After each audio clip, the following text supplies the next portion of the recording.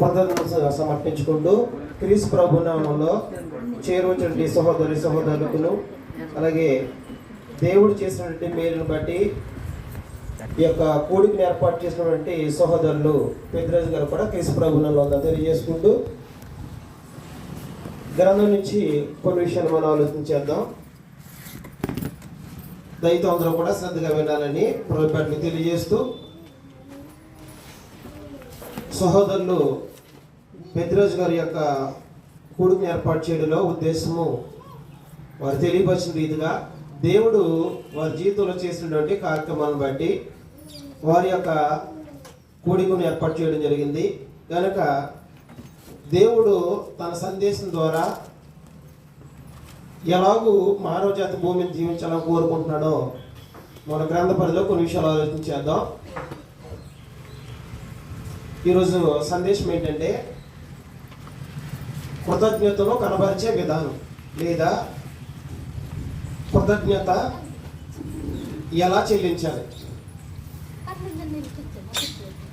కృతజ్ఞతను కనబరిచే విధానం కూర్చున్నటువంటి సందేశము గ్రంథము ఏం తెలియజేస్తుందో దేవుడు తన సందేశం ద్వారా ఏం పొందుపరుచున్నారో మన గ్రంథం తెరిచి కొన్ని విషయాలు ఆలోచించేద్దాం.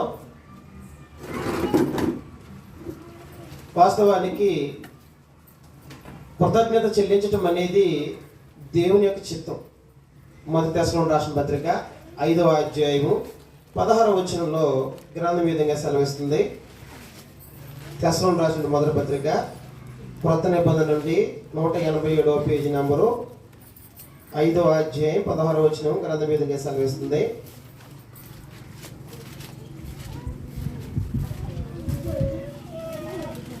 ప్రతి విషయమునందును కృతజ్ఞతాస్తుతులు చెల్లించుడి, ఇలాగు చేయుట యేసుక్రీస్తునందు మీ విషయములో దేవుని చిత్తము. ఇక్కడ అపోస్తలుడైన పౌలు దశలోనికి ఉన్నటువంటి స్థానిక సంఘం తెలియజేసిన సమాచారం ఏంటంటే క్రీస్తు యేసునందు ఉన్నటువంటి సహోదరులందరూ కూడా ప్రతి విషయములో దేవునికి కృతజ్ఞతాస్తుతులు చెల్లించాలి. అలా చెల్లించడం అనేది అది దేవుని యొక్క చిత్తం. ఏంటంటే దేవుని చిత్తం అంటే దేవుడు ఇష్టపడేది, దేవుడు కోరుకున్నది. ఏంటి దేవుని ఇష్టం, దేవుని చిత్తం అంటే ప్రతి విషయములో మనము దేవునికి కృతజ్ఞతాస్తుతులు చెల్లించాలి. అలాగూ చేయడం అనేది దేవుని చిత్తం. కాబట్టి క్రీస్తు యేసునందు ఉంటే దేవుడు చేసినటువంటి సమస్త కార్యాలను బట్టి మనం ఏం చేయాలంటే దేవునికి కృతజ్ఞత చెల్లించాలి. మన కృతజ్ఞతలో ఎప్పుడు చెల్లించాలి, ఎలా చెల్లించాలి అనేది దేవుడు కోరుకుంటున్నాడు అనేది మన గ్రంథం తెరిచి శ్రద్ధగా ఆలోచన చేయాల్సిన అవసరం ఉంటుంది. కృతజ్ఞతాస్తుతులు ఎలా చెల్లించాలి, ఎప్పుడు చెల్లించాలి, ఎలా చెల్లిస్తే దేవుడు దాన్ని అంగీకరిస్తాడు అనేది గ్రంథం తెలియని సమాచారం. కాబట్టి మొదటి భాగంలో మనం ఏం ఆలోచించిపోతున్నామంటే ప్రతి విషయములో కృతజ్ఞతాస్తుతులు చెల్లించాలి. మొదటి పాయింట్ ఏంటమ్మా, ప్రతి విషయంలో కృతజ్ఞతాస్తుతులు చెల్లించాలనేది మొదటి పాయింట్. ఏ విషయాల్లో చెల్లించాలనేది మనం ఆలోచించబోతున్నాం. ఒక 7-8 విషయాలు ఆలోచించబోతున్నాం. తర్వాత రెండో భాగంలో మనం ఏం ఆలోచించబోతామంటే కృతజ్ఞతను కనపరిచే విధానము ఆలోచించేద్దాం. ఆ యొక్క 7 విషయాలు ఆలోచించేద్దాం. మొట్టమొదటిగా మనం ఏం నేర్చుకుంటామంటే దేవుడు చేసినటువంటి సమస్త కార్యాలను గుర్తించి సమస్తము ఆయన వల్లే మనం పొందామని గుర్తించి దేవునికి హృదయపూర్వకంగా మనం చెల్లించటమే దేవుడు కోరుకున్నటువంటి కృతజ్ఞతాస్తుతులు. అలాగూ సహోదరులు పెద్దరాజు గారి యొక్క కార్యక్రమం ఏర్పాటు చేసుకున్నారు. కాబట్టి దాన్ని ఆలోచించుకుని మనం కొన్ని విషయాలు ఆలోచించబోతున్నాం. ప్రతి విషయంలో కృతజ్ఞతాస్తుతులు చెల్లించాలి. ప్రతి విషయంలో అంటే ఏ విషయాలు ఉంటాయి అనేది 2 భాగాలుగా మనం ఆలోచించబోతున్నాం. మొదటి సమాచారం ఏంటంటే మేలు కీడు విషయంలో ఏంటండి, ఇందులో మొదటి పాయింట్ ఏంటంటే మేలు కీడుల విషయంలో కృతజ్ఞత చెల్లించాలి. వాస్తవానికి మనం ఏం చేస్తుంటామంటే మానవ జాతి దేవుడు మేలు చేసినప్పుడు ఆ మేలు గుర్తించి దేవునికి ఏం చేస్తామంటే కృతజ్ఞత చెల్లిస్తాం. ఉద్యోగం వచ్చింది, దేవునికి ఏం చెల్లిస్తాము, కృతజ్ఞత చెల్లిస్తాం. అదే ఉద్యోగం పోతే ఎవరైనా చెల్లిస్తారా? చెల్లించరు. కానీ వాస్తవానికి గ్రంథం ఏం తెలియజేస్తుందంటే, దేవుడు కోరుకునేది, దేవుని చిత్తం ఏంటంటే ప్రతి విషయంలో దేవునికి మనం కృతజ్ఞత చెల్లించాలి. చెల్లించేటప్పుడు వాస్తవానికి దేవుడు మన నుండి ఏం కోరుకుంటున్నాడు అనేది మనం ఆలోచన చేయాల్సిన అవసరం ఉంటుంది. మొదటి భాగంలో మనం ఏం చూస్తున్నామంటే మేలు కీడు విషయంలో కృతజ్ఞత చెల్లించాలి. వాస్తవానికి మనుషులు మనము దేవుడు చేసిన మేలు మాత్రమే మనం గుర్తుంచుకుని మనం ఏం చేస్తామంటే కృతజ్ఞత చెల్లిస్తాం. అదే కీడు జరిగినప్పుడు కూడా కృతజ్ఞత చెల్లించడం అనేది అది మానవుల విషయంలో దేవుని యొక్క చిత్తం క్రీస్ చేసినందున్న వారి విషయం. మన క్రీస్ చేసినందుంటే మేలు కీడు విషయంలో ఉదాహరణకు యోబు ఉన్నాడు. యోబుకి సమస్తం ఎలా కలిగింది అంటే సమస్తము దేవుని వల్లే కలిగినప్పుడు ఆయన ఎలా ఉన్నాడంటే ప్రతిరోజు ఉదయం తన బిడ్డలు పాపం చేశారేమో అని చెప్పి దేవుని విరోధమైన హృదయంలో విరోధంగా ఆలోచించారని చెప్పి ప్రతిదినం బలి అర్పించేవాడు. ఆయనకి 7 కుమారులు. ఎంత బహుగా ఆస్తి అంటే ఊజి దేశంలోనే బహుధనవంతుడు ఎవరు? యోబు.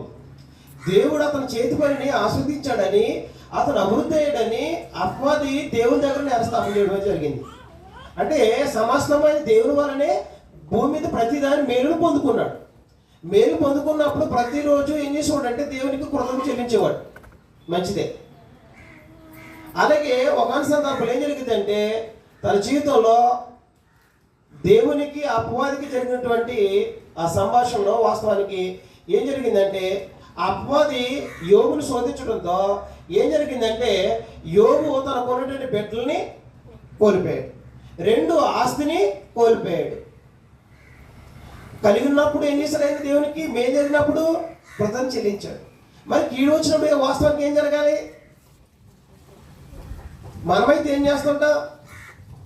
మేలు చేశాడు కాబట్టి దేవుడు నాకు మేలు చేశాడండి, ఈ మేలు నేను దేవుని వల్ల పొందుకున్నా, దేవుని కృతజ్ఞతలండి, నేను దేవునికి ఎంతగా రుణాస్తున్నానని చెప్తుంటాం. అదే కీడు జరిగినప్పుడు కూడా అదే మాట మనం ఉచ్చరించగలుగుతామా? కానీ యోబు ఏం చేశాడంటే మేలు కీడు విషయంలో దేవుడు ఏం కోరుకున్నాడంటే కృతజ్ఞత కలిగి ఉండాలా. మేలు జరిగినప్పుడు దేవుని వల్ల కలిగిందని పొంది చెబుతున్నావు, మరి కీడు జరిగినప్పుడు యోబు ఏం చేశాడంటే యోబు గ్రంథం 1వ అధ్యాయము 21వ వచనం చదువుతాం.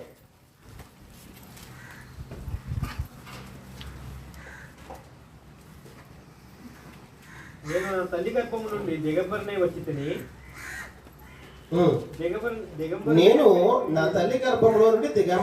తిని దిగంబరనే అక్కడికి తిరిగి వెళ్ళేదును. యెహోవా ఇచ్చును, యెహోవా తీసుకుని పోయిను, యెహోవా నామములకు స్తుతి కలుగును గాక. ఈ సంగతుల్లో ఏ విషయం అందును యోబు ఏ పాపం చేయలేదు, దేవుడు అన్యాయం చేసినని చెప్పలేదు. ఏంటంటే ఇక్కడ యోబు అంటున్నాడు, యోబు ఏమన్నాడంటే సమస్తం కోల్పోయిన తర్వాత ఆ జీవితంలో ఏమొచ్చిందంటే కీడు వచ్చింది, మేళ్ళు పోయి. అప్పుడు మాట్లాడతాడు ఏమనంటే తన బిడ్డలు పోయారు, ఆస్తి పోయింది, తన కలిగి ఉన్న సమస్తము కోల్పోయినప్పుడు ఏం తెలియజేస్తాడంటే నేను తల్లి గర్భంలో నుండి ఎలాగొచ్చాను? దిగంబరనే వచ్చాను, మళ్ళీ నేను అక్కడికి దిగంబరగానే వెళ్ళేదును. ఎవరిచ్చాను నాకు ఇదంతాని? నా భార్య అయినా, బిడ్డలైనా, ఆస్తి అయినా, బంధువులైనా, మొరటైనా ఎవరు ఇచ్చున్నారంటే సమస్తము నాకు యెహోవా ఇచ్చాడు, యెహోవాయే తీసుకున్నాడు. ఎప్పుడు మాట్లాడతాడు అనే విషయం? కీడు జరిగినప్పుడు. వాస్తవానికి మన జాగ్రత్తగా ఆలోచించిన విషయం ఏంటంటే మేలు జరిగినప్పుడు మాత్రమే మనం కృతజ్ఞత కలిగి ఉంటాం. కానీ యోబు విషయంలో దేవుడు అసలు మానవ జాతిని కోరుకునేది ఏంటంటే కీడు జరిగినప్పుడు కూడా వాస్తవానికి ఏం జరగాలంటే దేవునికి కృతజ్ఞత జరిగించాలి. అది ఎవరి జీవితాన్ని బట్టి అంటే యోబు తన జీవితంలో కీడు జరిగినప్పుడు తన భార్య కూడా ఏమందంటే దేవుని నామం దూషించి మరణంలో కమ్ము అన్నది 2వ అధ్యాయము 7 నుంచి 9 వచ్చినారు.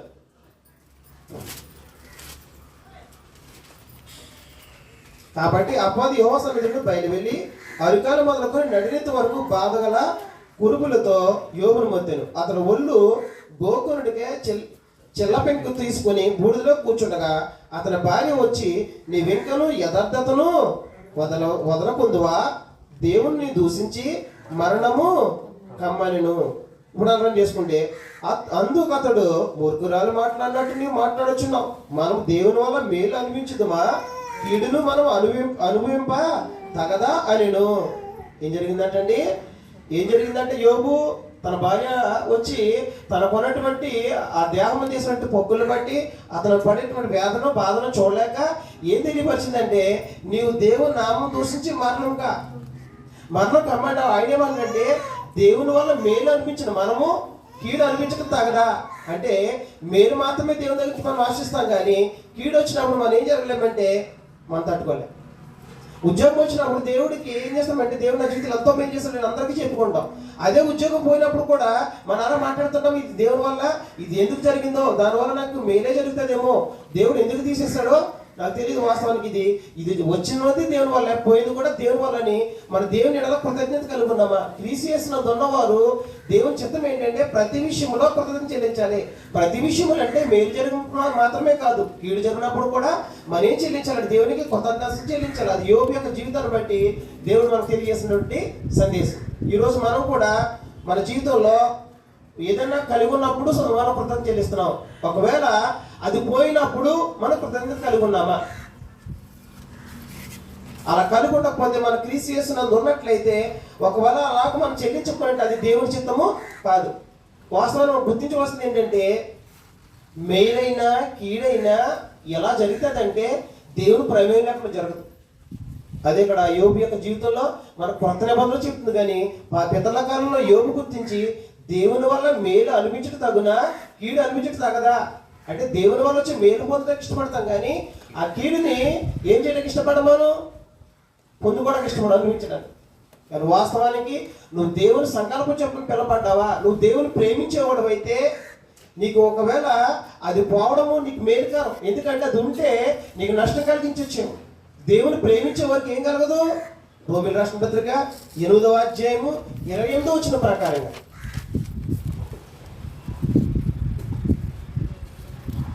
రోమిల రాష్ట్ర పత్రిక 8వ అధ్యాయము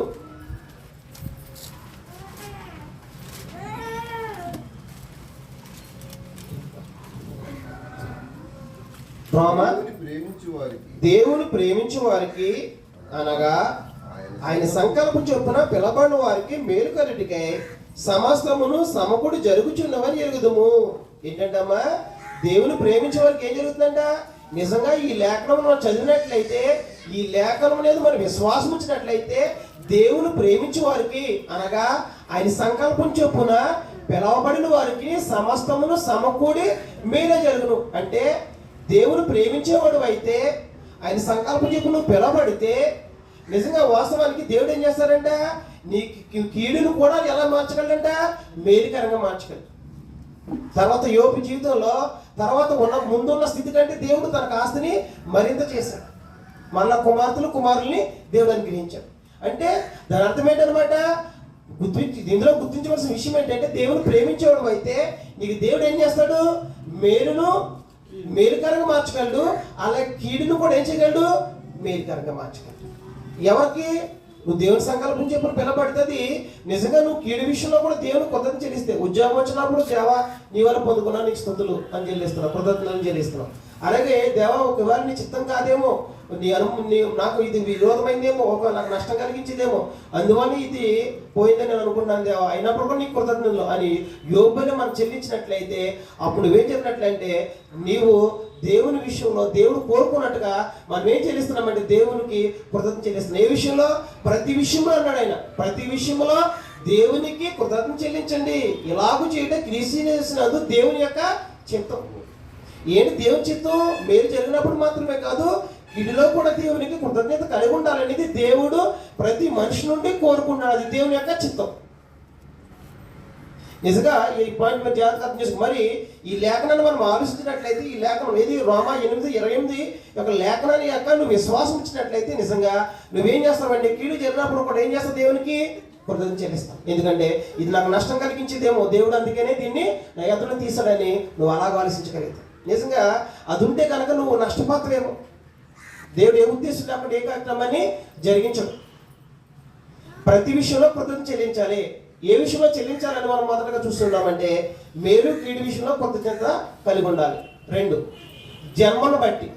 2వ పాయింట్ ఏంటమ్మా? ఏ విషయంలో మనం ప్రతి విషయంలో కృతజ్ఞత చెల్లించాలంటే 2, జన్మను బట్టి కృతజ్ఞత అని రాసుకోండి. జన్మను బట్టి కృతజ్ఞత. జన్మను బట్టి కృతజ్ఞత ఏంటి? జన్మను బట్టి కృతజ్ఞత ఏంటి? కీర్తన గ్రంథము 139వ కీర్తన 13-14 వచనాలు గ్రంథం విధంగా సెలవిస్తుంది.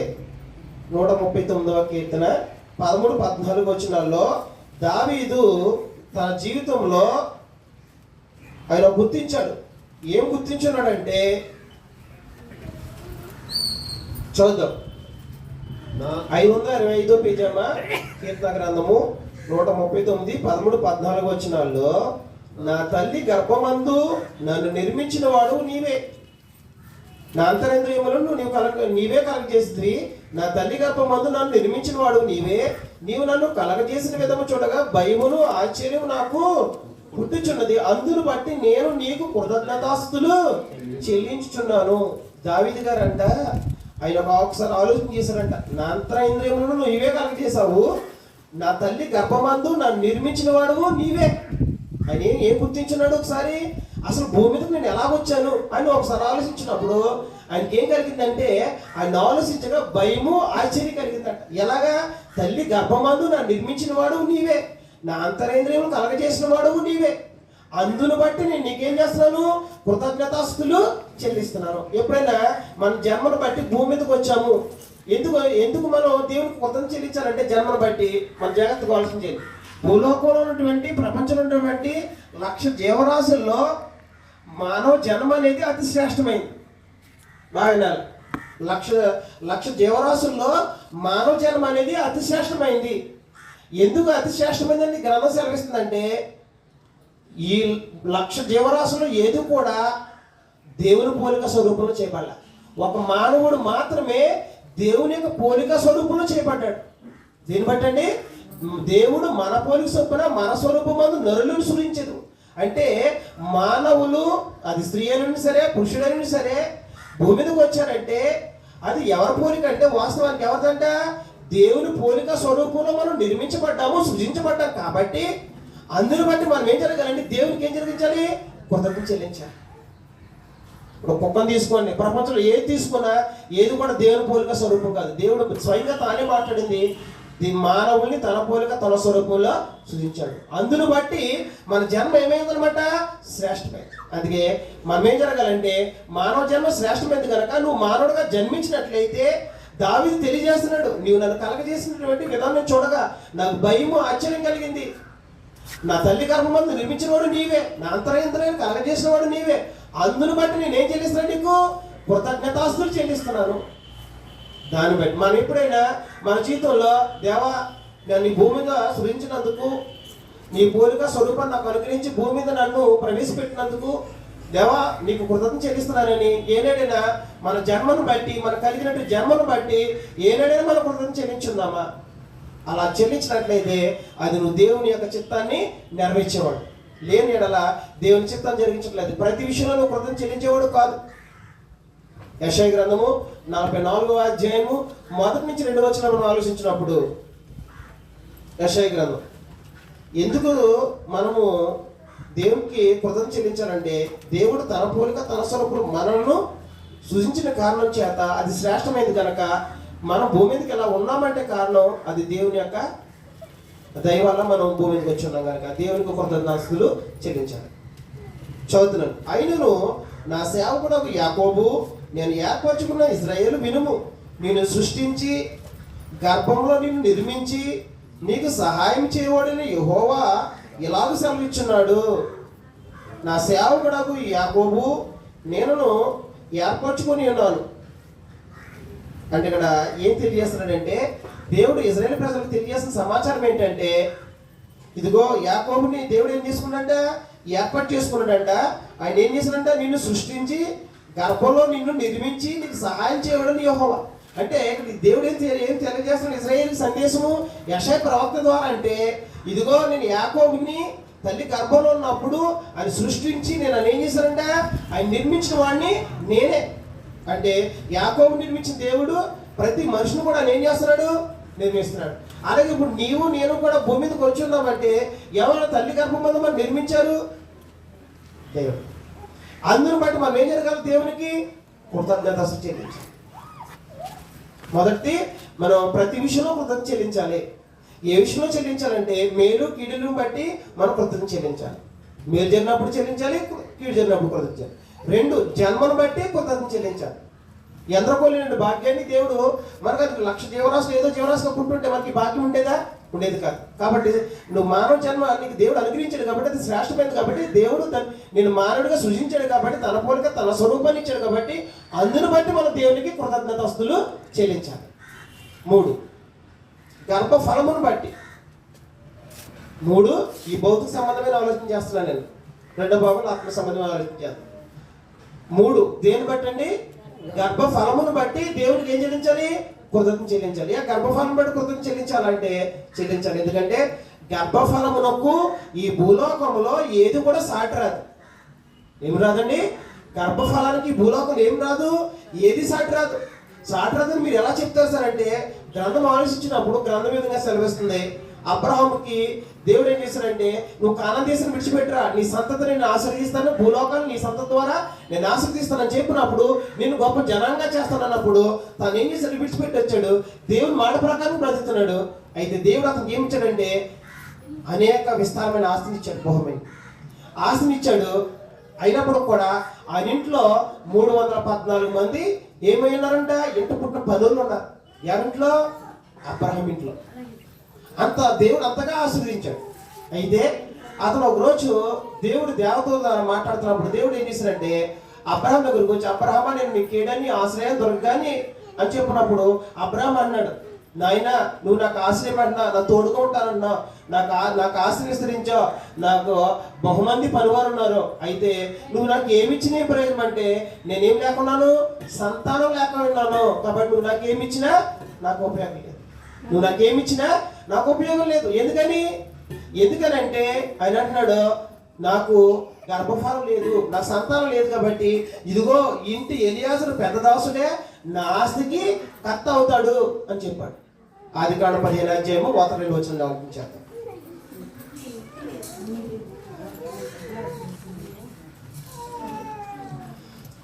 ఆదికాండము 15వ అధ్యాయం 1-2 వచనం చదివినప్పుడు, ఇవి జరిగిన తర్వాత యెహోవా వాక్యము అబ్రహామునకు దర్శనమందు వచ్చి, అబ్రామా భయపడకుము, నేను నీకు కేడము, నీ బహుమానం అత్యధికమని చెప్పాను. అందుకు అబ్రహాము, ప్రభువైన యెహోవా నాకేమిచ్చినేమి? నేను సంతానం లేని వాడనే పోచున్నానే. దమస్కు ఎలియాజరే నా ఇంటి ఆస్తి కర్త ఎగురు కదా. ఏంటంటే ఇక్కడ బాగా పిల్లలు తెలియదు. స్టెప్ బాబు ఇది పేరు పెట్టి ఒకసారి అన్నాడు. ఇక్కడ ఒకసారి చూడండి, ఆ మందిరి వైపు చూడండి, పిల్లల వైపు చూడండి. ఇక్కడ అబ్రహాం జీవితాన్ని బట్టి మనం ఆలోచించవలసింది ఏంటంటే, ఇక్కడ అబ్రహాం అంటే దేవుడు వాక్యం ద్వారా తన అబ్రహాం ప్రత్యక్షమయ్యి, అబ్రహాం నేను కేడని, నీకు ఆశయాన్ని, నీకు బహుమాన్ని అత్యధికంగా చేస్తానన్నాడు. అప్పుడు ఆయన ఏమన్నాడంటే, నాయన నువ్వు నాకు ఏమిస్తే ఏం ప్రయోజనం? నాకేం లేదు, సంతానం లేకపోతుంది. అంటే భూలోకంలో ఎంత సంపద కలుగున్నా ఏం కలుగున్నప్పుడు కూడా గర్భఫలం లేకపోయినట్లయితే అదేమైనమాట? ఏది కూడా నీకు సాటి రాదు. అంటే గర్భఫలాన్ని బట్టి మనం ఏం జరగాలి? ఎందుకని మనం కూడా చూస్తుంటాం. ఎప్పుడైనా హాస్పిటల్కి వెళ్ళి చూస్తే బిడ్డలు లేక పెళ్ళి 14 సంవత్సరాలైనా 10 సంవత్సరాలైనా లేదా 5 సంవత్సరాలైనా లేదా 8 సంవత్సరాలైనా చాలా మందికి ఏం కలుగుండ్రు? బెడ్లు ఉన్నప్పుడు వాళ్ళు ఎంత బాధపడుతుంటారో ఒకసారి మనం ఆలోచించినట్లయితే అది లేనివారికే తెలుస్తుంది, కానీ పొందుకున్న వాళ్ళంతా తెలియదు వాస్తవానికి. ఎందుకని నిజంగా దేవుడు ఎందరో జీవితంలో లేనటువంటి సంతోషాన్ని నీకు గర్భఫలాన్ని ఇచ్చాడంటే, గర్భఫలం ఎవరి వల్ల కలుగుతుందంటే అది దేవుని వల్ల కలిగేది తప్ప నీకు నువ్వుగా సంపాదించేది కాదు. నువ్వు సంపాదిస్తే నువ్వు కావాలనుకుంటే అనేక మంది ₹1,00,000 సంతానం లేక ఏం చేస్తున్నారంటే బిడ్డలు కావాలని అనేక హాస్పిటల్ చుట్టూ అనేక హోమాలు చేసుకుంటూ తిరుగుతుంటారు. కానీ వాస్తవానికి బిడ్డలను ఇచ్చేది ఎవరంటే గర్భఫలం ఇచ్చేది ఎవరమ్మా? దేవుడు. కీర్తన గ్రంథము 127వ కీర్తన 3వ వచనం. ఇక్కడ మనం ఆలోచించవలసింది ఏంటంటే, దేవుడు ఎవరి యొక్క జీవితంలో లేనటువంటి సంతోషాన్ని నీ జీవితంలో నా జీవితంలో నింపాడు కనుక దానిని బట్టి మనం ఏం జరగాలంటే దేవునికి కృతజ్ఞతాస్తులు చెల్లించాలి. ఎందుకని? గర్భఫలం నువ్వు పొందుకున్నావంటే నువ్వు కావాలంటే వచ్చేది కాదు. గుర్తుపెట్టుకోండి. చాలా మంది కావాలనుకుని హాస్పిటల్ చుట్టూ తిరుగుతుంటారు, అనేక హోమాలు చేస్తుంటారు, అనేక కార్యక్రమాలు జరిగిస్తుంటారు. కానీ వారికి లేనటువంటి సంతోషాన్ని దేవుడు నీ జీవితంలో నా జీవితంలో గర్భఫలం ఇచ్చి ఆ సంతోషాన్ని నింపాడంటే దానిని బట్టి మనం ఏం జరగాలి? దేవునికి కృతజ్ఞత చెల్లించాలి. చదువుదాం. కుమారులు యెహోవా అనుగ్రహించు స్వాస్థ్యము, గర్భఫలము ఆయన ఇచ్చు బహుమానమే. ఏంటంటమ్మా? గర్భఫలం ఎవరిచ్చి బహుమానం అంటే అది దేవుడిచ్చి బహుమానం.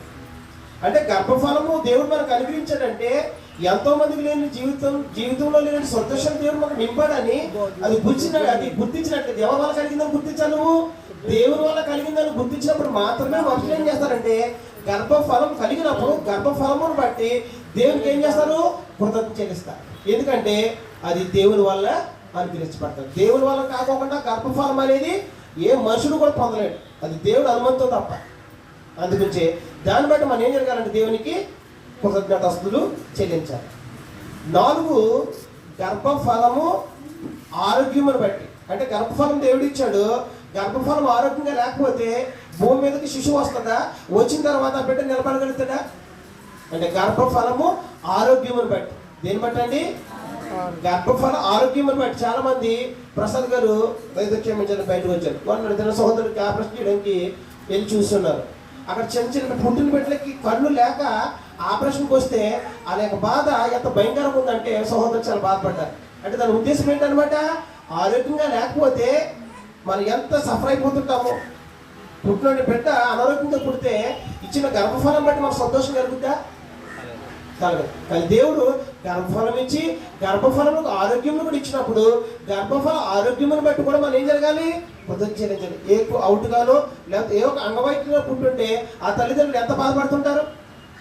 కాబట్టి నిజంగా దేవుడు గర్భఫల ఆరోగ్యమును బట్టి కూడా మనం ఏం జరిగించాలి? దేవునికి కృతజ్ఞత చెల్లించాలి.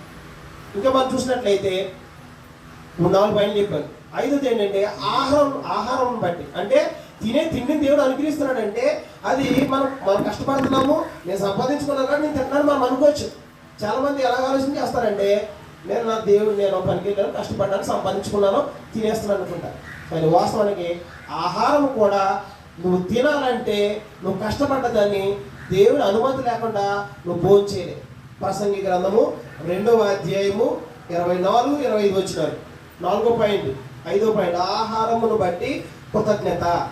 ప్రసంగి గ్రంథము 2వ అధ్యాయము 24-25 వచ్చినారు.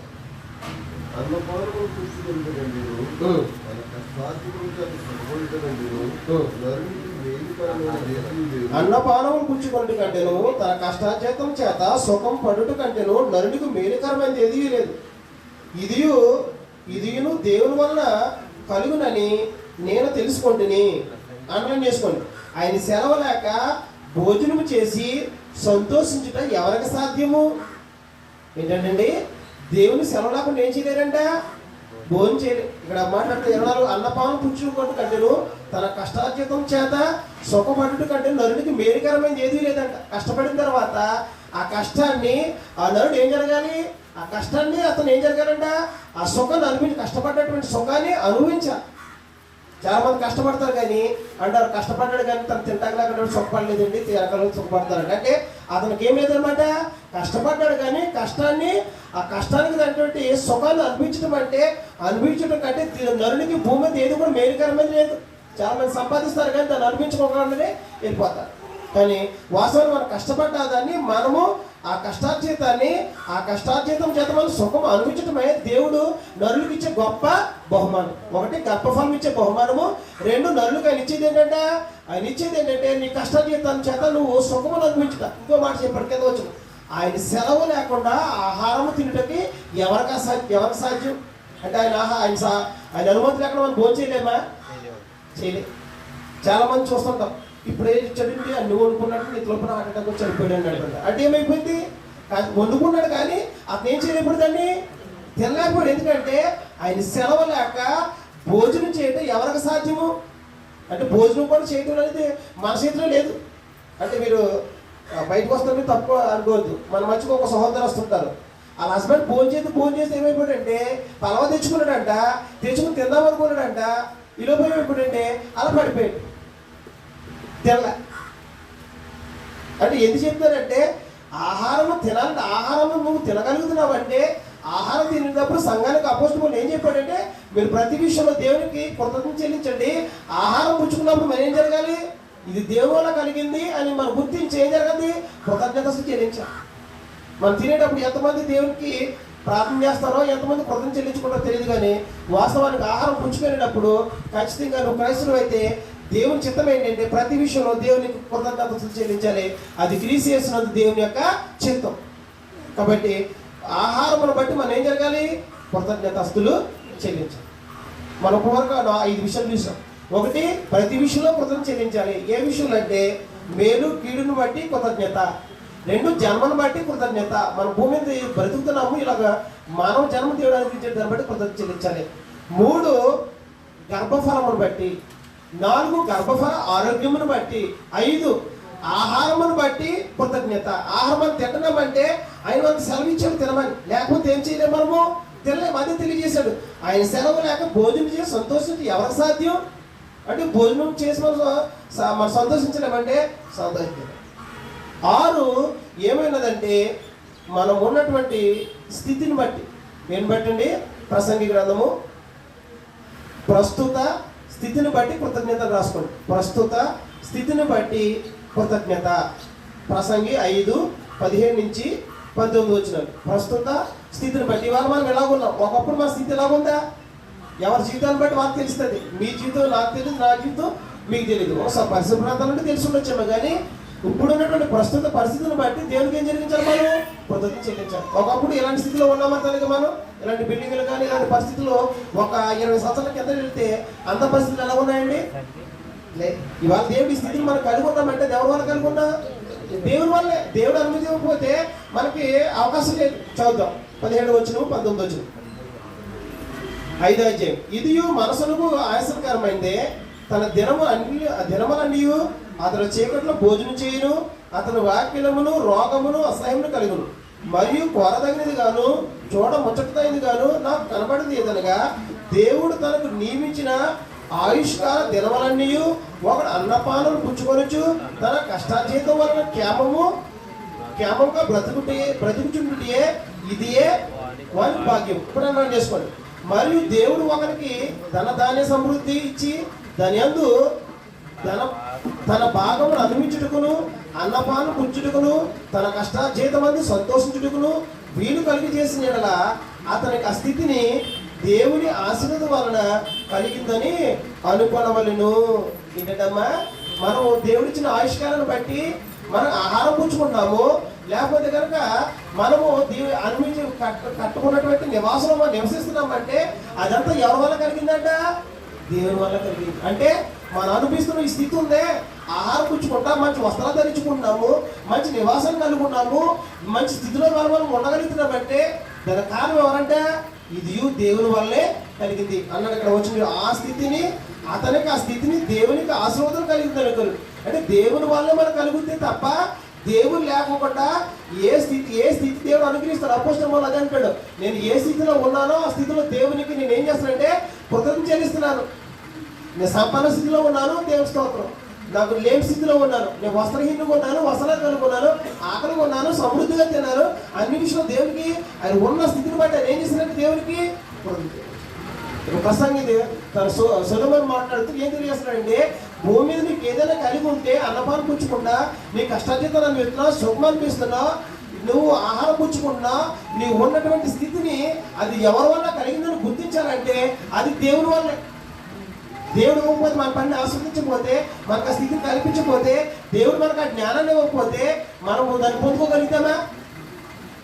పొందుకోవాలి. కాబట్టి దేని బట్టి అంటే ప్రస్తుత స్థితిని బట్టి దేవునికి మనం ఏం జరిగించాలి? కృతజ్ఞత చెల్లించాలి. ఒకప్పుడు పెట్టలు లేదు, మన చేతిలో పెట్టలు ఉండి మనకి స్వాస్థ్యం ఉంది, అలాగే మనకు ఒక నివాసం ఉంది. ఒకప్పుడు నివాసం లేదు, ఒకటి భర్త లేడు, ఒక భర్త నుండి మంచి భర్తలు ఇచ్చాడు, మంచి భార్యని ఇచ్చాడు, మంచి కుటుంబాన్ని ఇచ్చాడు, మంచి పెట్టలను ఇచ్చాడు. నువ్వు ఏ స్థితి కలిగి ఉన్నావో ఆ స్థితిని బట్టి దేవునికి ఏం చెల్లించాలి? కృతజ్ఞత చెల్లించాలి. మరి మనం అలా చెల్లిస్తున్నామా?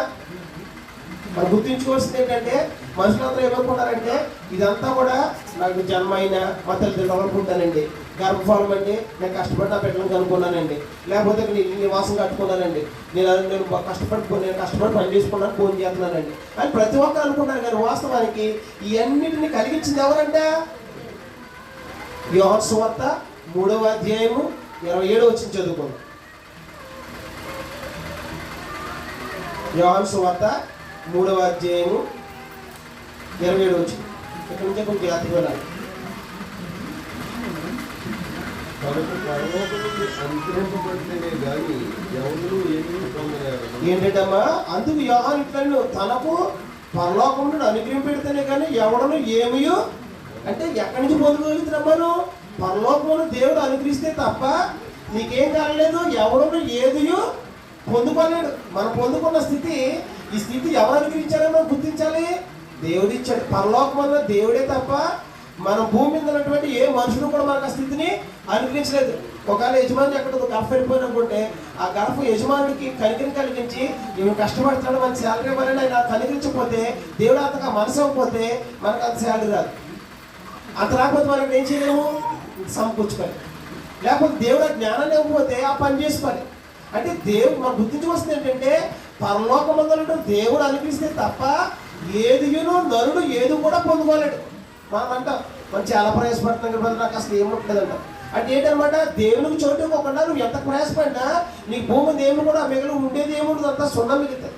గుర్తుపెట్టుకోవాల్సింది ఏంటంటే, నీకు గర్భఫలమైనా, నీ జన్మ అయినా, లేకపోతే గర్భఫలమైన ఆరోగ్యమైనా, లేకపోతే మానవ జన్మ అయినా, లేకపోతే కనుక ఆహారం అయినా, ప్రస్తుత స్థితి అయినా, ఇవన్నీ ఎవరి వల్ల కలిగినవి గుర్తించాలంటే ఈ పరలోకములో దేవుని వల్లే తప్ప మరి ఎవరి వల్ల నేను పొందుకోలేదు. అందుని బట్టి నేను దేవునికి కృతజ్ఞత చెల్లిస్తున్నాను. ఇవాళ సహోదరులు పెద్దలుగా దేవుడు తన జీవితంలో ఎన్నో కార్యక్రమాలు చేశాడంటే, గర్భాన్ని వెళ్ళాను, మళ్ళీ వచ్చి వ్యాపారం పెట్టుకున్నాను, కాబట్టి దేవునికి నేను కృతజ్ఞత చెల్లించుకోవాలనుకున్నాను. మంచిదే.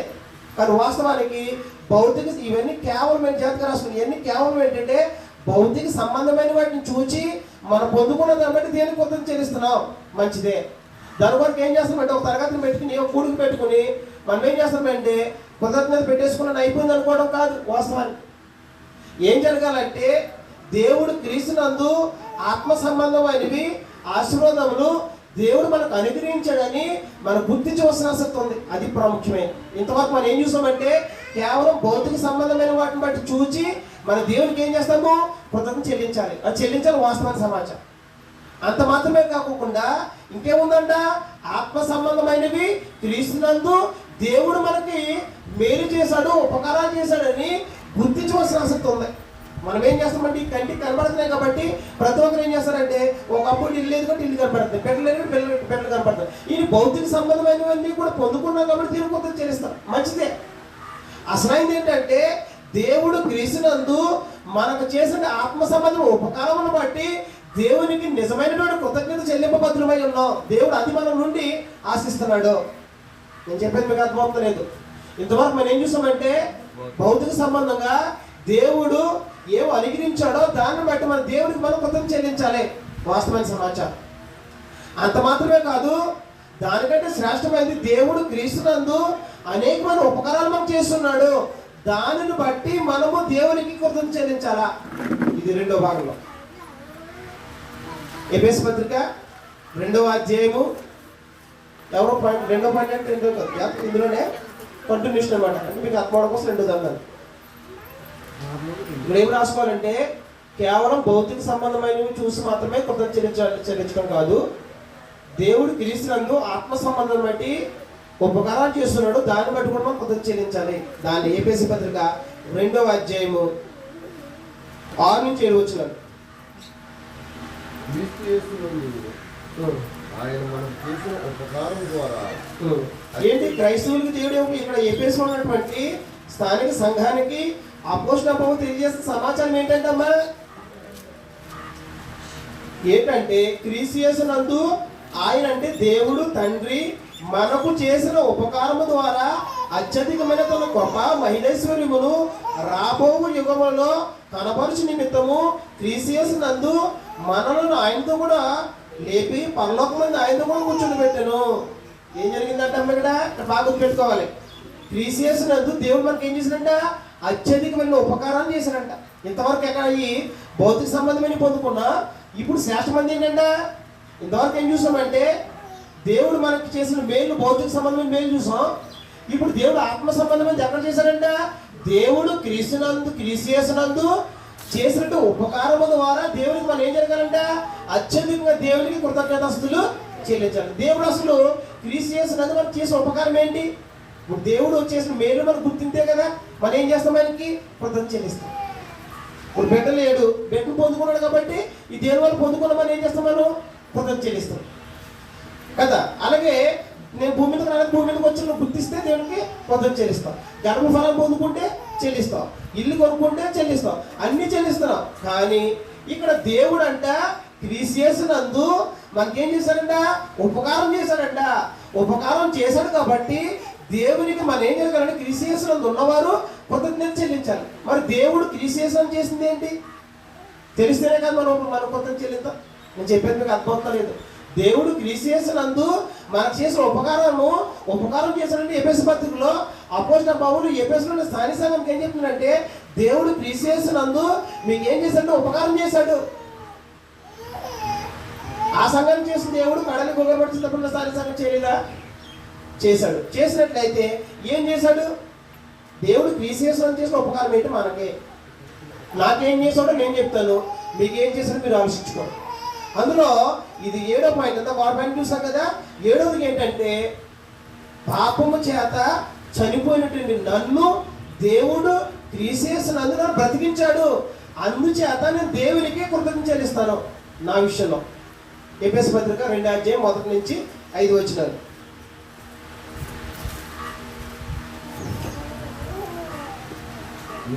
మీ అపరాధము చేతను పాపము చేతను మీరు చచ్చిన వారిని ఉండగా ఆయన మిమ్మును క్రీస్తు కూడా బ్రతికించెను, మరియు వాటిని చేర్చి వాయుమండల సంబంధం అధిపతిని అనగా అవి తేలిన వారిని ఇప్పుడు ప్రేరేపించే శక్తికి అధిపతిని అనుసరించి ఈ ప్రపంచ ధర్మం చెప్పున మునుపు నడుచుకుంటురి.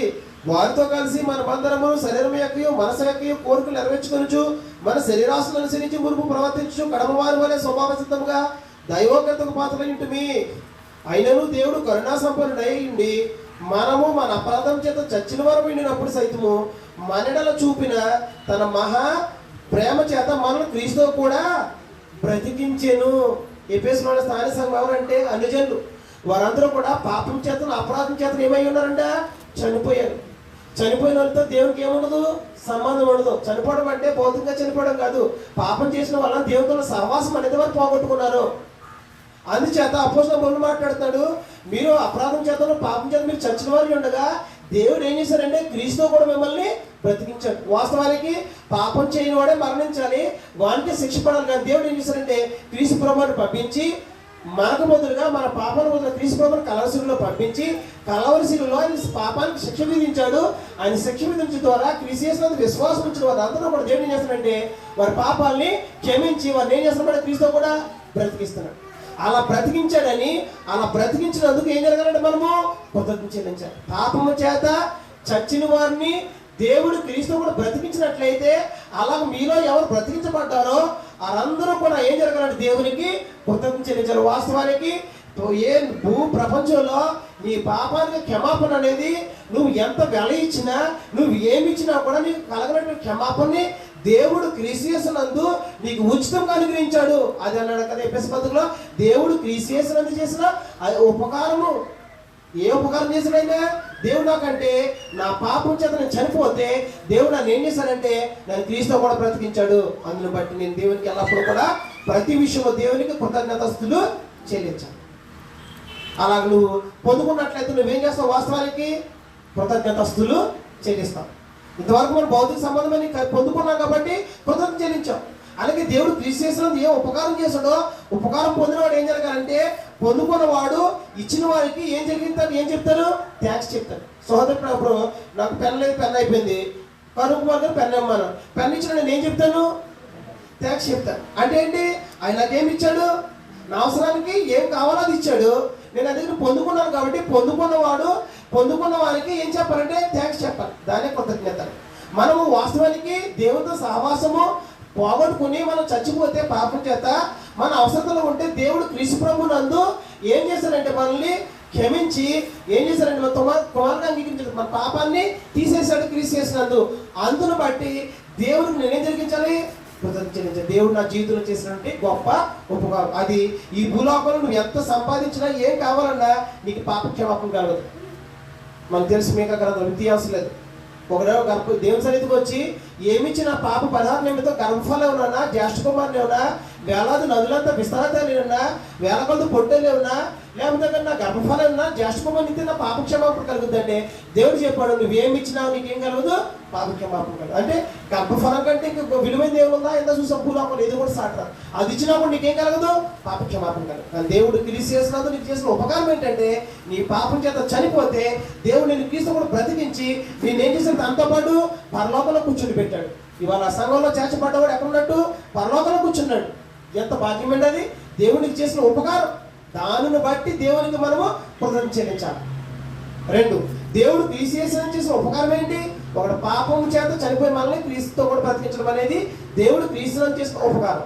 2, రెండోది ఏంటంటే మరణించిన నిన్ను ఏం చేస్తున్నాడు? ఆయన బ్రతికించాడు. రోమీయుల రాసిన పత్రిక 7:25 చదువుతాం. మరణము నుండి విడిపించినందుకు కృతజ్ఞత రాసుకోండి. మరణము నుండి విడిపించినందుకు కృతజ్ఞత. అలా మరణం నుండి ఎవరైనా విడిపించగలరా? తల్లిగా దేవుడు ఏం చేశారంట? మరణం నుండి వాళ్ళు ఏం చేశారంట? తీసేసినందుకు వరకు ఏం లేదు, మరణం లేదు. చూద్దాం 7వ అధ్యాయము 25వ వచనం చూద్దాం. మన ప్రభువైన యేసుక్రీస్తు ద్వారా 24వ వచనంలో చదువుతాం. అయ్యో 24-25 రాసుకోండి. అయ్యో నేనెంత దౌర్భాగ్యుడును, ఇట్టి మరణమునకు లోనగును శరీరం నుండి నన్ను ఎవడు విడిపించును? బాగా వినాలా. మన ప్రభువైన యేసుక్రీస్తు ద్వారా దేవునికి కృతజ్ఞతాస్తుతి చెల్లించున్నాను. కాగా మనసు విషయంలో నేను దైవమందునకును శరీర విషయంలో పాప నియమకు దోషనై ఉన్నాను. ఏదైతే తెలియజేస్తున్నాడంటే, అయ్యో నేను ఎంత దౌర్భాగ్యుడును, నన్ను మరణములకు లోనకు నా శరీరం నుండి నన్ను ఎవరు విడిపించును? అపోస్తలుడు పౌలు మాట్లాడుతూ రోమన్న స్థానిక సంఘానికి, ఒకప్పుడు నేను పాపానికి దాసుణ్ణి, మరణానికి దాసుణ్ణి, ఆ పోదుకు దాసుణ్ణి, నన్ను ఎవరు విడిపించగలరు? మరణం నుండి ఎవరు విడిపించగలరా? ఎవరు విడిపించలేదు. దేవుడు ఏం చేశారంట? మన ప్రభు అయిన యేసుక్రీస్తు ద్వారా దేవునికి కృతజ్ఞత చెల్లించున్నాను. ఎందుకు అపోస్తలుడు పౌలు ప్రభువుని యేసుక్రీస్తు ద్వారా కృతజ్ఞత చెల్లిస్తున్నాడంటే, మరణము నుండి తను విడిపించినందుకు ఏం చేస్తున్నాడంటే కృతజ్ఞత చెల్లిస్తున్నాడు. మరి నిన్ను పాపం చేసిన వాడు మరణించిన వాడు, ఆ మరణించిన వాడు పాపంలో వచ్చి మరణము, జీతం ఏంటంటే పాపంలో జీతం ఏంటి? మరణం. అంటే నువ్వు పాపం చేసావు కాబట్టి మరణించావు. ఆ మరణం నుండి ఎవరు కూడా నేను ఏం చేయలేరు, విడిపించలేదు. కానీ దేవుడు ఏం చేశారంట? యేసుక్రీస్తు ద్వారా నేనేం చేశానంటే ఆ మరణము నుండి నిన్ను విడిపించాను. వాస్తవానికి మరణం అనేది చాలా బలమైనది, అపవాది బలమైనడు. ఆ బలమైన వాళ్ళని చేతి నుంచి విడిపించడం అంటే మామూలు సమాచారం కాదు. కానీ దేవుడు ఏం చేశారంటే క్రీస్తు భూలోకాన్ని పంపించి యేసుక్రీస్తు ద్వారా ఆయన పాపానికి శిక్ష విధించినప్పుడు ఆయన పాతాళలోకానికి వెళ్ళి మరణాన్ని జయించి, పాతాళాన్ని జయించి, అపవాదం జయించి క్రీస్తు మరలా తిరిగి తండ్రి దేవుడు లేపడం జరిగింది. అప్పుడు ఏం జరిగిందంటే ఆయన మరణాన్ని జయించాడు. అలాగే క్రీస్తు చేసినందున్న వారందరూ కూడా ఏం చేయబడుతుంది? మరణాన్ని జయిస్తారు. అందుకే మరణము నుండి విడిపించినందుకు దేవునికి కృతజ్ఞత చెల్లించాలా. ఒకటి పాపం చేత చనిపోయినటువంటి నిన్ను క్రీస్తు కూడా బ్రతికించినందుకు కృతజ్ఞత చెల్లించాలా. 2 మరణము నుండి విడిపించినందుకు కృతజ్ఞత చెల్లించాలి. ఇది దేవుడు కోరుకుంటాడు. 3:9 తేజోవాసులైన పరిశుద్ధుల స్వాస్థ్యంలో మనం పాత్రగా చేసినందుకు కృతజ్ఞత చెల్లించాలి. తేజోవాసులు అంటే వాస్తవానికి మన ఎవరము? భూలోక నివాసం. మన భూమే మన దేశం అనుకుంటాం. వాస్తవానికి భూలోకంలో ఉన్న మనల్ని దేవుడు ఎక్కడ తన స్థితిని తీసుకెళ్ళి ఎక్కడ కూర్చోబెట్టాడంటే పరలోకంలో కూర్చోబెట్టాడు. ఈ మాట మీకు అర్థమవుతుంది. కొలసీయుల రాసిన పత్రిక 1వ అధ్యాయం 12వ వచనం.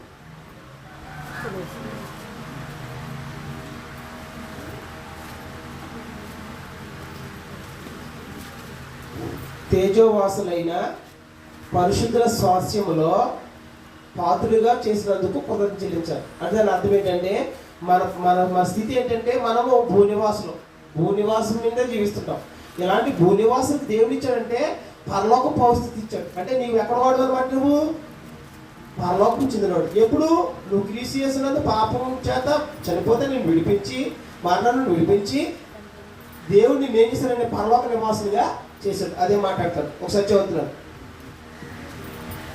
అందుచేత ఈ సంగతిని విననాటి నుండి మేము మీ నిమిత్తం ప్రార్థన చేయడం మానక, మీరు సంపూర్ణ జ్ఞానమును ఆత్మ సంబంధ వివేకం గలవారును ఆయన చిత్తమును పూర్ణముగా గ్రహించువారునై ప్రతి సత్కార్యములో సఫలమగుచు దేవుని విషయమైన జ్ఞానమందు అభివృద్ధి పొందుచు అన్ని విషయములో ప్రభువును సంతోషపెట్టినట్లు ఆయనకు తగినట్లుగా నడుచుకోవాలని ఆనందముతో కూడిన పూర్ణమైన ఓర్పును దీర్ఘశాంతమును కనబరిచినట్లు ఆయన మహిమ శక్తిని బట్టి సంపూర్ణ బలముతో బలపరచబడవలని ఇప్పుడు అర్థం చేసుకోండి. తేజోవాసులైన పరిశుద్ధుల స్వాస్థ్యములో పాలువారు మగుటకు మనలను పాత్రులుగా చేసిన తండ్రికి మీరు కృతజ్ఞతా స్తుతులు చెల్లింపవలననియు దేవుణ్ణి బతుమాలు కొంచున్నాను. ఏంటంటే ఉపస్థములు ఏమన్నాడమ్మా? పొలసలున్న స్థానిక సంఘమా, మీరు దేవునికి కృతజ్ఞత చెల్లించాలి. ఎందుకంటే మీరు వాస్తవానికి భూనివాసులు. అలాంటి మిమ్మల్ని దేవుడు ఏం చేశారంటే క్రీస్తు నందు ఏం చేశారంటే తేజోవాసులైన పరిశుద్ధుల స్వాస్థ్యములో మిమ్మల్ని పాత్రులుగా చేసినటువంటి దేవునికి ఏం చెల్లించాలంట? కృతజ్ఞత చెల్లించాలి. అంటే దాని అర్థం ఏంటంటే తేజోవాసులు అంటే పరలోక నివాసులు. మనం ఏమనుకుంటామంటే చనిపోతే మన జీవితం అయిపోయింది అనుకుంటాం. నిజంగా క్రీస్తు నందున్న వారికి ఏం లేదంటే మరణం లేదు కనుక వారు ఎక్కడ వారంటే పరలోక నివాసులు. ఎందుకంటే నువ్వు ఎప్పుడైతే క్రీస్తునందు చేర్చబడ్డావో దేవుడు నీ పేరు ఎక్కడ రాశాడంటే పరలోకంలో ఆయన పట్టీలో నీ పేరు రాసి నీతిమంతుల పట్టీలో దేవుడు ఏమి ఇచ్చాడంటే పరలోకంలో నీకు స్వాస్థ్యం ఉందిరా, నేను నీకు తండ్రిని, నా ఆశలో నీకేముందంటే భాగం ఉంది అని చెప్పి దేవుడు ఏం చేశాడంట?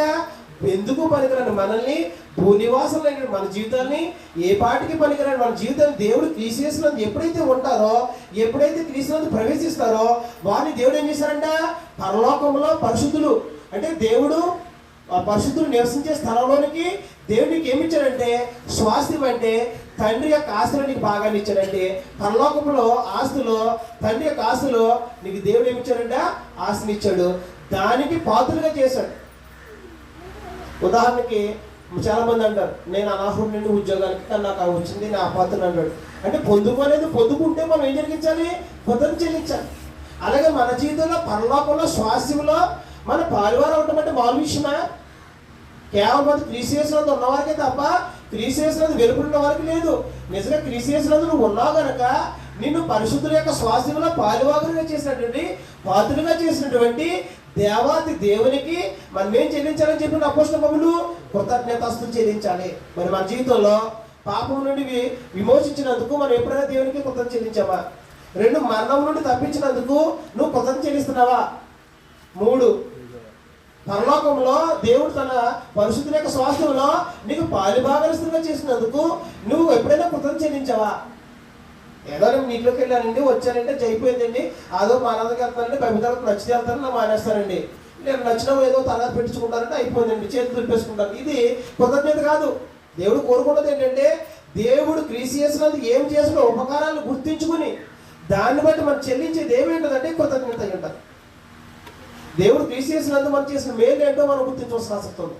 ఇంకా మనం ఆలోచించినట్లయితే ఇలాగ కృతజ్ఞత చెల్లించడం మనం ఏం జరగాలి? ఇందాక భౌతిక సంబంధమైన చూసాము, ఆత్మ సంబంధమైన చూసాం. ఇలా కృతజ్ఞతలు చెల్లించడం మనం ఏం జరగాలి?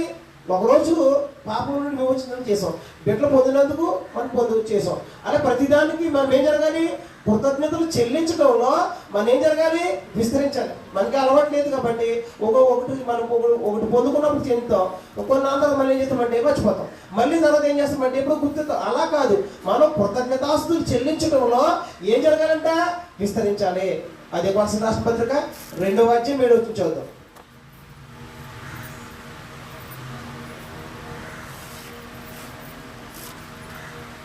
కావున మీరు ప్రభువైన క్రీస్తు యేసును అంగీకరించిన విధముగా ఆయన యందు వేరుపారిన వారై ఇంటి వరే కట్టబడుచు మీరు నేర్చుకున్న ప్రకారముగా విశ్వాసమందు స్థిరపడుచు కృతజ్ఞతాస్తుతులు చెల్లించుటందు విస్తరించుచు ఆయన యందు నడుచుకొనుడి. నిజంగా క్రీస్తు యేసునందు ఉన్నవారు మనం ఏం జరగాలంట? విశ్వాసంలో స్థిరపడాలా. రెండోది ఏం జరగాలంట? కృతజ్ఞతాస్తుతులు చెల్లించడంలో విస్తరించాలి. ఇందాక మనం చూసాం, యోబు తన జీవితంలో మేలు జరిగినప్పుడు మాత్రం భార్య హ్యాపీగా ఉంది, కీడు జరిగినప్పుడు ఏముందంటే దేవుడి వల్ల పొందని సంగతి ఏమైనా గుర్తించాలి. అలా మనం కూడా ఏం చేస్తామంటే మేలు విషయంలో కృతజ్ఞత చెల్లించడం అలవాటు అయింది. ఇప్పటి నుంచి మనం ఏం జరగాలంటే కృతజ్ఞత చెల్లించడంలో మనం ఏం జరగాలి? విస్తరించాలి. ఎంతవరకు? ఏమి జరిగినా మన జీవితంలో దేవుని వల్ల జరిగిందని సమస్తమును గుర్తించి ఏం జరగమాట? కృతజ్ఞత చెల్లించాలి. అలాగూ కృతజ్ఞత చెల్లించడంలో మనం ఏం జరగాలంటే మనం విస్తరించాలి. ఇలా ఒక పూడికి మాత్రమే కాదు, ప్రతిరోజు కూడా ఏం జరగాలి? దేవునికి కృతజ్ఞతాస్తుతులు చెల్లించాలి. ఇంతవరకు మనం చూస్తుంది ఏంటంటే క్రీస్తు నందు దేవుని చిత్తం ఏంటంటే మనం కృతజ్ఞత చెల్లించాలా. ఏ విషయంలో చెల్లించాలంటే కృతజ్ఞత ప్రతి విషయంలో కృతజ్ఞత చెల్లించాలని చూస్తాం. ఒకటి, ఏ విషయంలో చెల్లించాలి? మేలు కీడును బట్టి కృతజ్ఞత. 2, జన్మను బట్టి. 3, గర్భఫలమును బట్టి. 4, గర్భఫల ఆరోగ్యమును బట్టి. 5, ఆహారం బట్టి. 6, ప్రస్తుత స్థితిని బట్టి మనం దేవునికి కృతజ్ఞత చెల్లించాలి. 6, 7 ఏంటంటే దేవుడు క్రీస్తు మనకు ఉపకారం చేశాడు, అత్యధికమైన ఉపకారం చేశాడు. ఏంటో క్రీస్తు దేవుడు చేసిన ఉపకారములు అన్నట్లయితే అందులో 3 విషయాలు మనం ఆలోచించాలి. 7ది ఏంటంటే, ఒకటి, పాపం చేత చనిపోయినట్టు నిన్ను నన్ను క్రీస్తు కూడా దేవుడిని బ్రతికించాడు కాబట్టి దేవునికి నువ్వు కృతజ్ఞతాస్తులు చెల్లించాలి.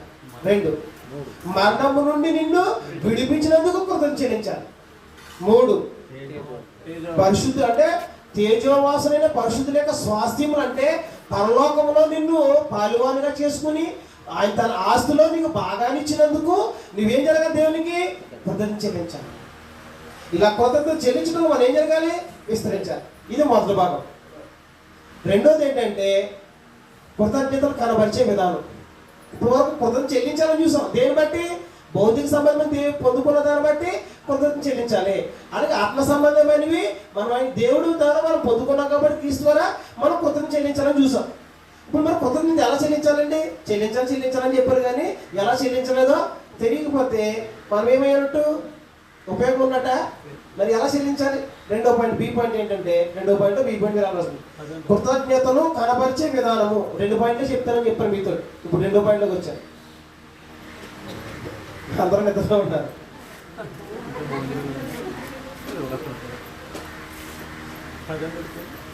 ఇప్పుడు మంచి టీఏలో ఇచ్చేసి ఒక నిమిషమే చెప్తాను.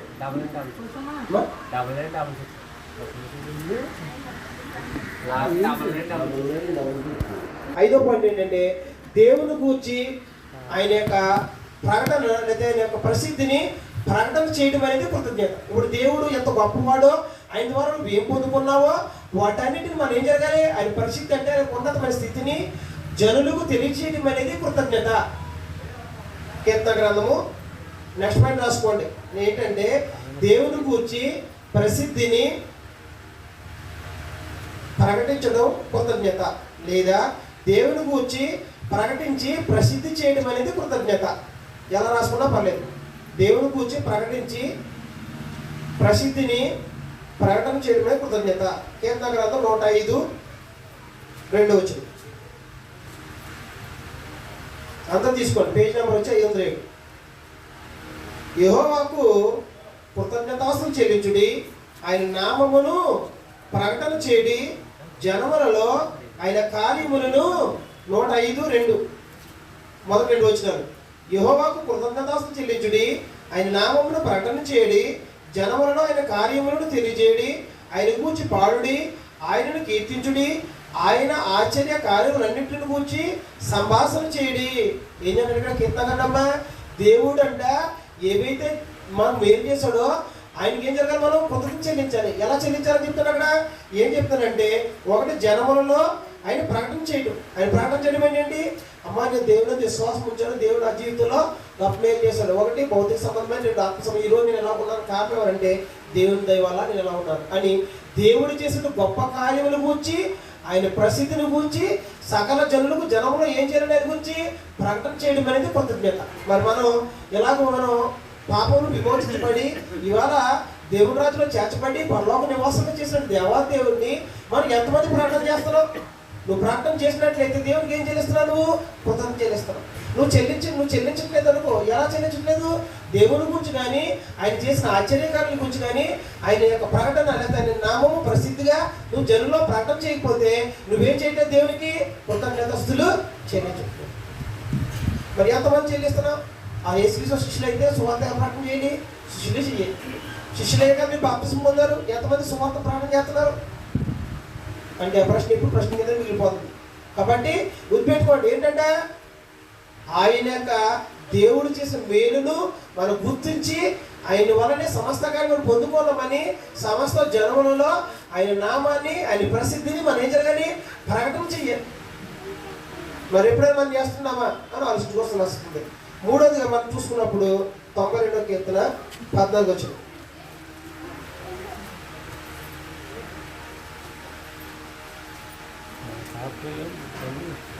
నాకు ఆశ్రయదుర్గమైన యెహోవా యథార్థవంతుడైన ఆయన ముందు ఈ జీవితంలో నేను ప్రసిద్ధి వారి ముసలితనములు సరిపోతుంది. 14 వచ్చింది. అంటే ఇక్కడ ఏం తెలియజేస్తున్నాడంటే, నాకు ఆశ్రయదుర్గమైన యెహోవా యథార్థవంతుడనియు ఆయన యందు ఏ చెడుతం లేదని ప్రసిద్ధి చేయటకే. ఏంటంటమ్మా, మనము ఆశ్రయించిన దేవుడు, మనం నమ్మే దేవుడు, మనం విశ్వాసించిన దేవుడు, ఆయన కీర్తనకారుడు మాట్లాడుతూ ఏం తెలియజేస్తున్నాడంటే, ఆయన నాకు ఆశ్రయదుర్గం అంటే ఆయనే నాకు తోడుగా ఉన్నది, ఆయనే నాకు ఆశ్రయం, ఆయనే నాకు బలము, ఆయనే నాకు తోడుగా ఉండేటువంటి గొప్ప దేవుడు. అలాగే ఆయన ఏం లేదంట, ఏ చెడుతనము లేదు. ఆయన నీతివంతుడు, ఆయన యథార్థవంతుడు, ఆయన న్యాయవంతుడు. కాబట్టి ఆయన గొప్ప దేవుడు అని ఏం జరగదు ప్రసిద్ధిని సకల జనులకు తెలియజేయాలి. అలా తెలియజేసేదే కృతజ్ఞత. మరి దేవుడు ఎంత న్యాయవంతుడో, ఎంత యథార్థవంతుడో మనము ఆయనకి ఎప్పుడైనా కృతజ్ఞత చెల్లిస్తున్నామా? చెల్లించేవారం అయితే ఏం జరగదు వాస్తవానికి?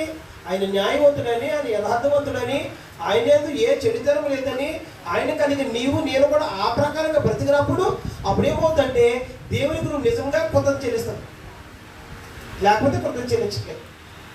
నెక్స్ట్ పాయింట్ ఏంటంటే, లోకసువార్త 8వ అధ్యాయము 39 వచ్చింది. కృతజ్ఞత చెల్లించడంలో ఈ పాయింట్ రాసుకోండి, ముఖ్యమైన పాయింట్. కృతజ్ఞత చెల్లించి లోక సంబంధిగా బ్రతకడం అనేది నిజమైన స్వార్థ కాదు, నిజమైన కృతజ్ఞత కాదు, క్షమించాలి. కృతజ్ఞత చెల్లించిన మనము ఎలా బ్రతకూడదమ్మా? లోకసువార్త 8వ అధ్యాయము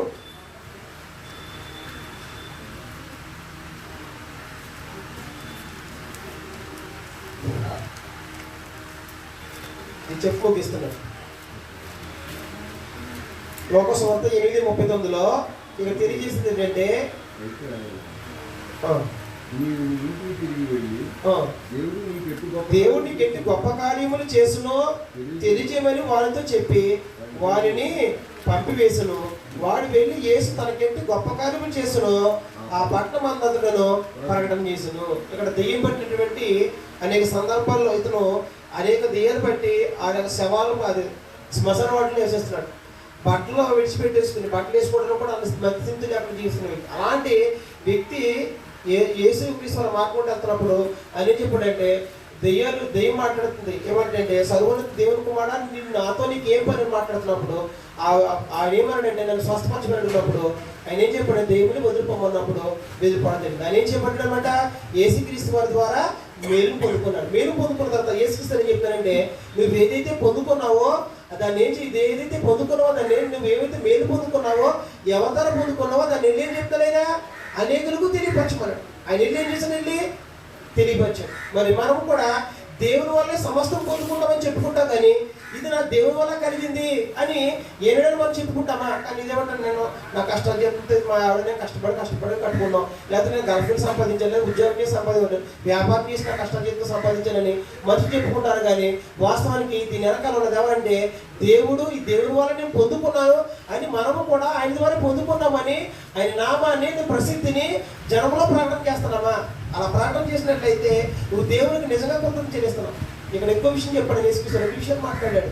ఒకటి, నిజంగా కృతజ్ఞత చెల్లించడం ఏంటంటే, కృతజ్ఞత చెల్లించిన వ్యక్తి ఏం చేయకూడదు అంటే వెళ్ళి లోక సంబంధంగా బ్రతకూడదు. అలా బ్రతికినట్లయితే నువ్వేం కాదన్నమాట, దేవునికి నిజమైన కృతజ్ఞత చెల్లించిన యేసుక్రీస్తు చెప్పారు, నువ్వు వెళ్ళి ప్రకటన చేయి. ఏదైతే చెప్పాడో అదే చేశాడు ఆయన. ఆయన లోక సంబంధికి వెళ్ళి ఏం చేయలేదు, బ్రతకలేదు. ఏం చేశాడు ఆయన? అయితే ఆయన నువ్వు నీ ఇంటికి తిరిగి వెళ్ళి దేవుడు నీకెట్టి గొప్ప కార్యం చేసానో తెలియజేయమని అంతా చెప్పివని పంపేసాను. వాడు వెళ్ళి యేసు తనకెట్టి గొప్ప కార్యములు చేసానో ఆ పట్టణం అంతను ప్రకటన చేశాడు. అంటే ఆయన చెప్పినట్లుగా ఏం చేయలేదు. ఇందాక 9 మంది ఏం చేశారంటే స్వస్థపరచబడ్డాక తిరిగి వచ్చి దేవుడు మహిమపరచడానికి చెల్లించలేదు. కానీ నేను ఏం చేశానమాట, దేవుడు చేసిన మేలును ఏం చేశానమాట, వెళ్ళి ఆ దేశమంతటా కూడా ఏం చేశాడు, ప్రకటన చేశాడు. అంటే ఏం చేయలేదు, కృతజ్ఞత చెల్లించిన వ్యక్తి ఏం చేయలేదంటే ఆయన లోక సంబంధిగా బ్రతకలేదు. అలాగే కృతజ్ఞత చెల్లించిన వ్యక్తి ఏం చేయాలంటే లోక సంబంధిగా బ్రతకూడదని రాసుకోండి. కృతజ్ఞత చెల్లించిన వ్యక్తి ఏం చేయకూడదు, లోక సంబంధిగా బ్రతకడం కాదు. దేవుడు ఏం తెలియజేయమన్నాడో ఆయన యొక్క గొప్ప కార్యాలని సకల జనులకు ఏం చేయమను తెలియజేయాలి. లాస్ట్గా మీరు ఏం రాసుకుంటారంటే నిష్కపటంగా బ్రతకాలి. కృతజ్ఞత చెల్లించడం అంటే నిష్కపటంగా బ్రతకడం. నెక్స్ట్ భయభక్తులు కలిగి ఉండటం, నెక్స్ట్ ఏంటంటే దేవుని మాటకు విధేయులై ఉండటం. మరి చెప్తారు నిష్కపటంగా బ్రతకటం కృతజ్ఞత దేవునికి. నెక్స్ట్ దేవుని మాటకు విధేయులు ఉండటం కృతజ్ఞత. ఇంకేంటంటే భయభక్తులు కలిగి ఉండటం. ఇంకేంటంటే పూర్ణ హృదయంతో దేవుని సేవించడం అనేది దేవుడు నిజంగా మన దగ్గర నుండి కోరుకున్నటువంటి కృతజ్ఞత. మొదటి లాస్ట్ వరకు చెప్పి ముగించేస్తున్నాను. మొదటి సమూయేలు గ్రంథము 12వ అధ్యాయము 24 వచ్చింది. ఇంతవరకు మనం చూసాం కదా. కృతజ్ఞత కనపరిచే విధానం ఏంటంటే ప్రార్థన చేయడం కృతజ్ఞత, కీర్తనతో స్తుతించడం కృతజ్ఞత.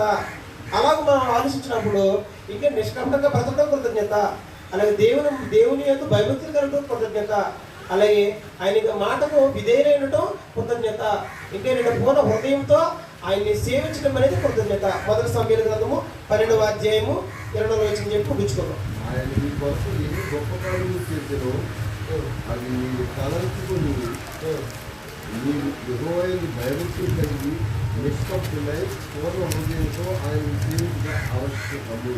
సరిపోతుంది. ఏంటంటమ్మా ఇక్కడ మాట్లాడుతున్నాను, మీ కొరకు ఎన్ని గొప్ప కార్యములు చేసినో అది మీరు తలంచుకుని మీరు యెహోవాయందు భయభక్తులు కలిగి నిష్కపటులై పూర్ణ హృదయముతో ఆయనను సేవించుటయో ఆవశ్యము.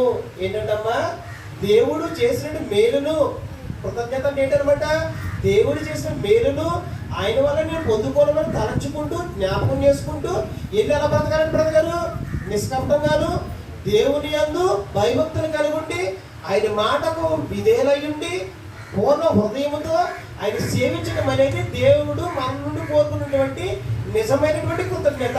అలాంటి కృతజ్ఞత నేను దేవునికి కనబరుస్తున్నామా?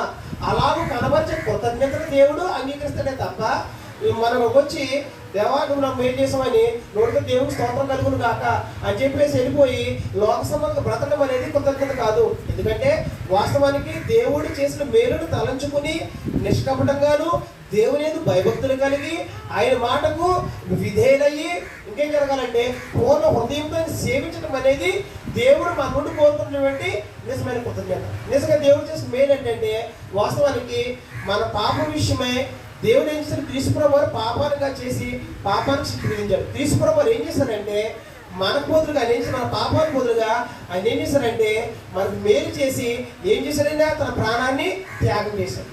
తన ప్రాణాన్ని త్యాగం చేసినటువంటి క్రీస్తు ప్రభువు ఆయన వల్ల మనం మేలు పొందును గుర్తించినట్లయితే వాస్తవానికి ఏం జరగాలంటే నీ కోసం త్యాగం చేసినట్టు క్రీస్తు ప్రభువుని ఆయన నీ పట్ల నా పట్ల మేలు చేసినట్లయితే ఆయనను మన హృదయంలో ప్రతిష్ఠించుకుని ఏం చేయాలంటే ఆయన చెప్పినట్టుగా దేవుని మాటకు లోబడి క్రీస్తు మాట ప్రకారంగా మనం బ్రతికినప్పుడు అప్పుడు అది నిజమైన కృతజ్ఞత. ఎలాంటి కృతజ్ఞత నేను కలిగి ఉన్నామా? ఎలాగో కలిగి ఉండకపోయినట్లయితే దేవుడు నువ్వు చేసే కృతజ్ఞతని ఆనాడు ఇశ్రాయేలుకు చిన్నప్పుడు నాకు అసహ్యం అన్నాడు, ఈనాడు నువ్వు చేసే కృతజ్ఞత అయినా నువ్వు చేసే ప్రార్థన అయినా దేవునికి ఎలా ఉంటుందంటే అసహ్యంగా ఉంటుంది. దేవుడు మన నుండి ఏం ఆశిస్తాడో మనం ఆలోచిస్తూ కృతజ్ఞత కోరుకున్నవాడు ఎలాగో చెల్లిస్తే అంగీకరిస్తాడో తెలుసుకున్నట్లయితే మనం అలా చేయకపోయినట్లయితే దేవుడు దాన్ని అంగీకరించాడు. కాబట్టి మనం ఎంతవరకు మనం ఆలోచిస్తుంది ఏంటంటే కృతజ్ఞత కనబరిచే విధానము. ప్రతి విషయంలో కృతజ్ఞత చెల్లించాలి. ఎందుకు చెల్లించాలంటే అలాగ చెల్లించడం అని దేవుని యొక్క చిత్తం అని చూస్తాం. రెండవది మనం ఏం చూస్తాం, ప్రతి విషయంలో అంటే ఒకటి మనకి ఆ మేలు పిలుపుని బట్టి కృతజ్ఞత చెల్లించాలి.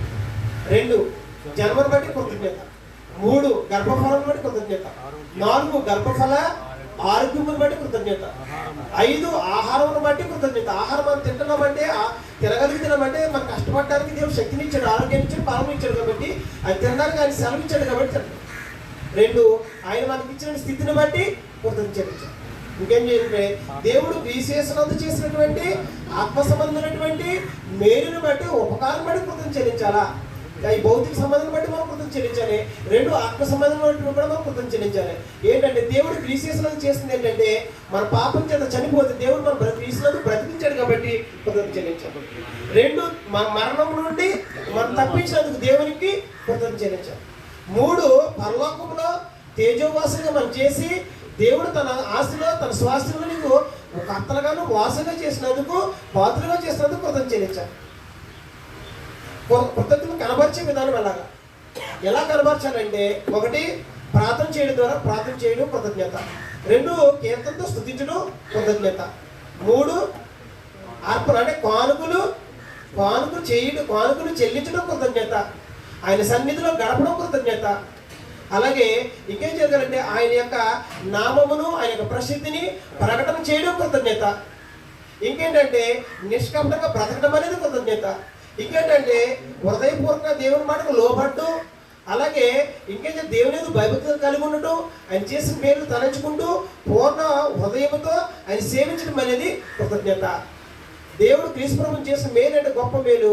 క్రీస్తు యొక్క త్యాగాన్ని మనం తలంచుకుంటూ ఆయన చేసినటువంటి త్యాగాన్ని మనం గుర్తించినట్లయితే మనం కృతజ్ఞత ఎలా చెల్లించాలంటే మన హృదయంలో క్రీస్తుప్రభును ప్రభుగా ప్రశ్నించుకుని ఆయన మాట ప్రకారం బ్రతకడం అనేది క్రీస్తుప్రభు వారికి దేవుడికి అనిపించేటువంటి నిజమైనటువంటి కృతజ్ఞత. అలాంటి కృతజ్ఞత కలిగి ఉండాలని దేవుడు కోరుకుంటున్నాడు.